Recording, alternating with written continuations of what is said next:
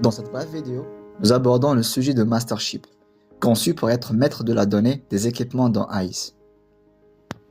Voici une architecture globale, non exhaustive, de la solution ICE, illustrant les interactions avec les différents systèmes. Sur le schéma, on voit Cape, qui est notre outil legacy de gestion de transport, qui permet de créer des équipements et gérer les différentes dates. Au centre, on trouve l'application ICE, qui est une solution permettant d'agréger les dates de transport à partir de multiples sources et de les diffuser via une API ou des streams. On a plusieurs partenaires 3PL qui gèrent nos expéditions, à l'image de P44 ou Geodis. Un petit rappel, dans la solution ICE, on a plusieurs microservices qui collaborent entre eux en chorégraphie afin de transmettre la donnée. On distingue les services suivants. ICE Equipment, qui est le seul service possédant une base de données. Il expose une API REST qui est sollicitée par Cape ainsi que les autres microservices. On a aussi le microservice ICE Partners qui expose également une API aux partenaires externes, d'où son appellation. Ce service reçoit des appels de Geodis, de Movement ou bien P44, ex-OceanSight.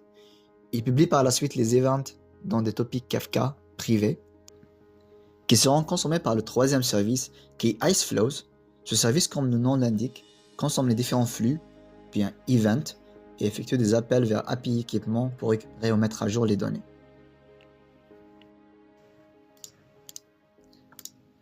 On arrive à notre cas d'usage, qui est l'intégration des données Mastership. On reçoit les différents updates qui concernent les équipements, bookings et véhicules sur un topic Kafka public. Voici un exemple du message Kafka qu'on reçoit. Les messages Kafka seront consommés par le microservice ICE Flows et sauvegardés dans la base de données ICE. Notons que le microservice Mastership en question embarque un jar qui permet de mettre à jour les données dans Cape également. Rappelons de la synchronisation entre Cape et ICE. Pour synchroniser les données entre ICE et Cape, nous utilisions auparavant des batchs Argo s'exécutant périodiquement pour détecter les changements dans la base de données ICE et les répercuter sur la base de données Cape. Cette approche a été remplacée par une solution de streaming en temps réel basée sur CDC avec Debezium.